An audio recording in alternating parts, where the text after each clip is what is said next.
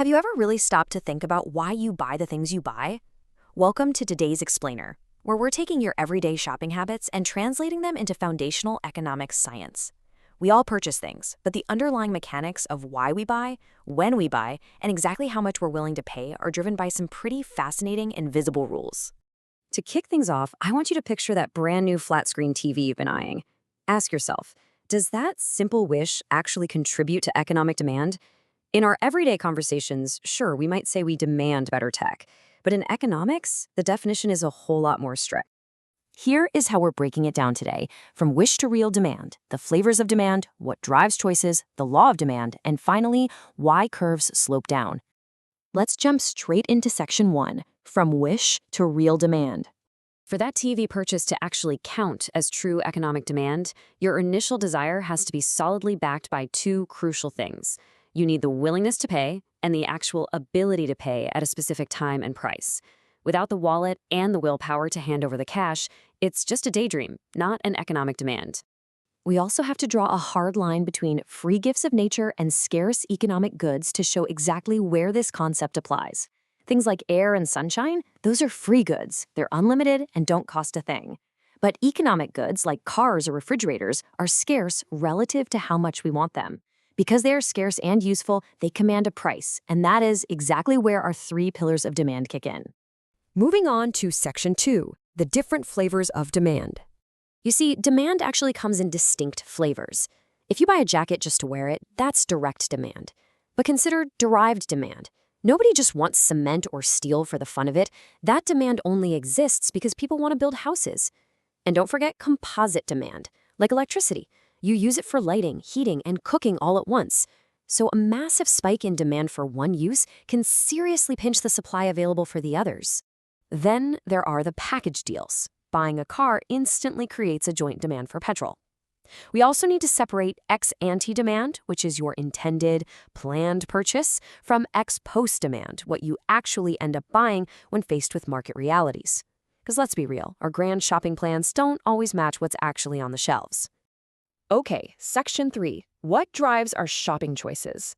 The biggest, most obvious lever pulling on our wallets is the price tag itself, but it goes way deeper than that. Your income level and, crucially, the prices of other related items in the market weave this incredibly complex web of decisions every single time you walk down a store aisle.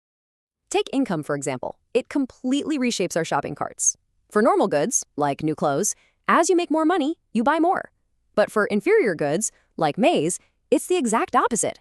As income rises, demand actually falls because people swap it out for a superior good, like wheat. Meanwhile, inexpensive necessities, like salt, hit a cap. Once you have enough, you stop buying more, no matter how wealthy you get.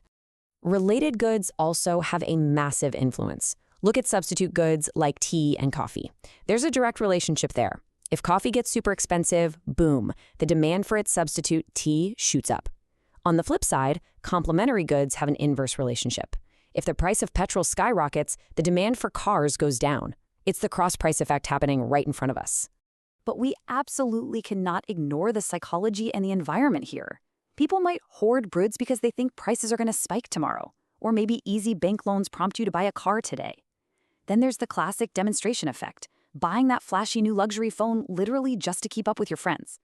Add in sudden weather shifts, like a heat wave causing a run on air conditioners or changing population demographics, and you really start to see how wild and dynamic demand actually is.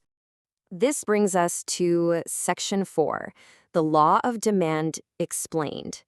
All right, here is the golden rule.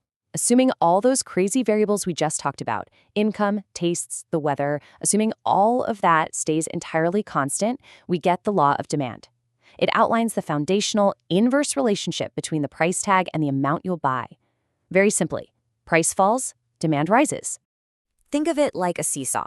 If we hold everything else equal, a drop in price creates this massive expansion in the quantity demanded. It's a simple, elegant mechanic, and honestly, it is the absolute heartbeat of market economies. And when we zoom out from just you or me, we get the total market picture.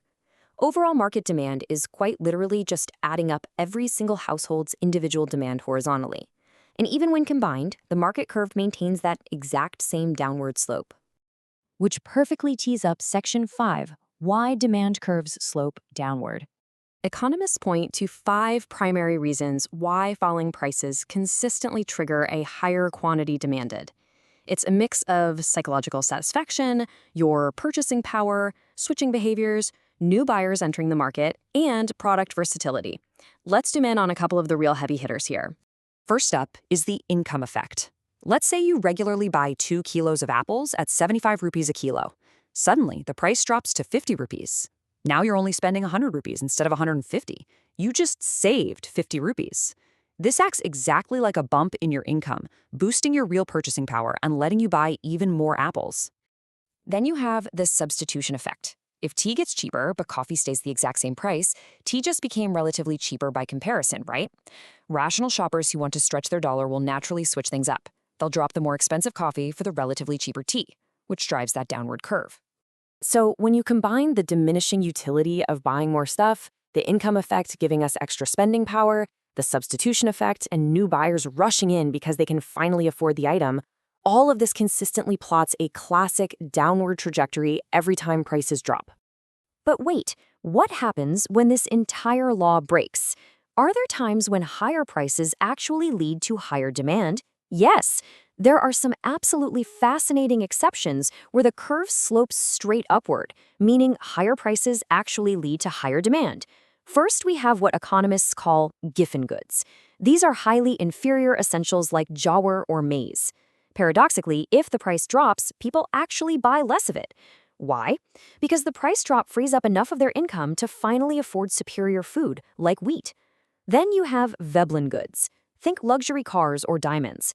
These are bought for sheer snob appeal and conspicuous consumption. The high price tag is literally the point. If they were cheap, the elite wouldn't want them.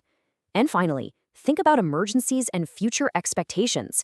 If people fear a massive shortage of sugar or supplies next week, they will frantically hoard it today, even if the price is skyrocketing. It just goes to show that while economics relies on structured rules, it's ultimately governed by the beautifully unpredictable chaos of human nature. Thanks for tuning into this explainer, and keep questioning the world around you.